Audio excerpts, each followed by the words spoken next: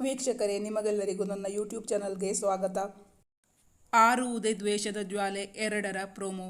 ಸುಪ್ತಾಳ ಸೆಲ್ಫೋನ್ನಲ್ಲಿ ಅವನು ಒಂದು app download ಮಾಡಿ ಇಟ್ಟಿದ್ದ. ಅದರ ಸಹಾಯದಿಂದ ಅವಳು ಎಲ್ಲಿದ್ದಾಳೆಂದು ತಿಳಿಯಲು ಸುಲಭವಾಗಿತ್ತು ಭವಿಷ್ಗೆ. ಆದರೆ ಭವಿಷ್ ತಾನೇ ಬುದ್ಧಿವಂತನೆಂದು ಅಂದುಕೊಂಡರೆ ಅವಳು ತನ್ನ ಸೆಲ್ಫೋನ್ ಸ್ವಿಚ್ ಆಫ್ ಮಾಡಿ ಇಟ್ಟುಕೊಂಡಿದ್ದಳು. ಅವನಿಗಿಂತ ಬುದ್ಧಿವಂತಳಾಗಿದ್ದಳು.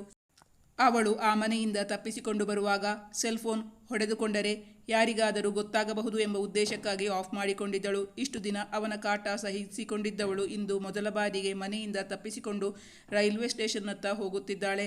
ಅವಳು ಎಷ್ಟು ಭಯಭೀತಳಾಗಿದ್ದಳೆಂದರೆ ಅವಳ ಮೈ ಈಗಲೂ ನಡುಗುತ್ತಿತ್ತು. ತಾನೀಗ ಸುರಕ್ಷಿತಳಲ್ಲ. ಯಾವುದೇ ಕ್ಷಣದಲ್ಲಾದರೂ ತನಗೆ ಚಿತ್ರಹಿಂಸೆ ಕೊಡುವವನ ಕೈಯಲ್ಲಿ ಸಿಕ್ಕಿಹಾಕಿಕೊಳ್ಳಬಹುದು. ಅಷ್ಟರಲ್ಲಿ ಆಟೋ ರೈಲ್ವೆ ಸ್ಟೇಷನ್ ತಲುಪಿತ್ತು. ಆಟೋದವನಿಗೆ ಕೇಳಿದಷ್ಟು ದುಡ್ಡಿತ್ತು. ಅಲ್ಲಿಂದ ಚಿಲ್ಲರೆಯೂ ಪಡೆದುಕೊಳ್ಳದೆ ಸರಸರನೆ ಒಳಗೆ ಹೊರಟು ಹೋಗಿದ್ದಳು. ಅವಳಿಗೀಗ ಅರ್ಜೆಂಟಾಗಿ ಒಂದು ಕಾಲ್ ಮಾಡಬೇಕಾಗಿತ್ತು. ಅದಕ್ಕೆ ಸುರಕ್ಷಿತ ಜಾಗವೆಂದರೆ ಅದು ರೈಲ್ವೆ ಸ್ಟೇಷನ್ನ ಲೇಡೀಸ್ ಟಾಯ್ಲೆಟ್. ಅಲ್ಲಿ ಪುರುಷರಿಗೆ ಎಂಟ್ರಿ ಇಲ್ಲವಲ್ಲ. ಅದಕ್ಕಾಗಿ ಆ ಜಾಗವನ್ನು ಆಯ್ಕೆ ಮಾಡಿಕೊಂಡಿದ್ದಾಳೆ ಹುಡುಗಿ. ಅಲ್ಲಿ ಸಮೀಪಿಸುತ್ತಿದ್ದಂತೆಯೇ ಕೆಟ್ಟ ವಾಸನೆಯಿಂದಾಗಿ ಹೊಟ್ಟೆಯಲ್ಲಿದ್ದದ್ದೆಲ್ಲ ಮೇಲೆ ಬರುವಂತಾಗುತ್ತಿತ್ತು. ದುಪ್ಪಟ್ಟದಿಂದ ಮೂಗು ಮುಚ್ಚಿಕೊಂಡಳು. ಸುಪ್ತಾ ಈಗ ತನ್ನ ಸೆಲ್ಫೋನನ್ನು ಆನ್ ಮಾಡಿಕೊಂಡು ತನ್ನ ಆತ್ಮೀಯ ಗೆಳತಿ ಕವನಾಗೆ ಕಾಲ್ ಮಾಡಿದಳು. ಅವಳು ಕರೆ ಸ್ವೀಕರಿಸುತ್ತಲೇ ಇಲ್ಲ. ಪಾಪ ಹುಡುಗಿ ತನಗರಿವಿಲ್ಲದಂತೆಯೇ ತನ್ನನ್ನು ಹಿಂಬಾಲಿಸಿಕೊಂಡು ಬರುವಾತನಿಗೆ ತಾನಿರುವ ಸ್ಥಳದ ಮಾಹಿತಿ ನೀಡುತ್ತಿದ್ದಾಳೆ. Poor fellow.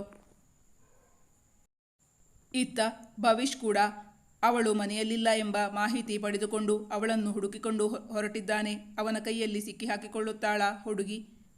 ಹಾಗಾದರೆ ಸುಪ್ತಾ ಯಾರು? ಭವಿಷ್ ತೇಜಸ್ವಿಗೂ ಅವಳಿಗೂ ಏನು ಸಂಬಂಧ? ಅವನಿಗೆ ಅವಳ ಮೇಲೆ ಅಷ್ಟು ದ್ವೇಷವಿರಲು ಕಾರಣವೇನು? ಅವಳು ಮಾಡಿರುವ ತಪ್ಪಾದರೂ ಯಾವುದು?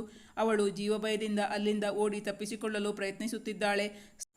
ತನ್ನ ಪ್ರಯತ್ನದಲ್ಲಿ ಸುಪ್ತಾ ಸಫಲಳಾಗುವಳೇ ಅಥವಾ ಆ ಬಲಾಢ್ಯ ವ್ಯಕ್ತಿಯ ಕೈಯಲ್ಲಿ ನಲುಗಿ ಹೋಗುವುದೇ ಅವಳ ಬದುಕು? ಮುಂದಿನ ಸಂಚಿಕೆ ಪ್ರತಿಲಿಪಿಯಲ್ಲಿ ವೀಕ್ಷಿಸಿ. Thank you for watching.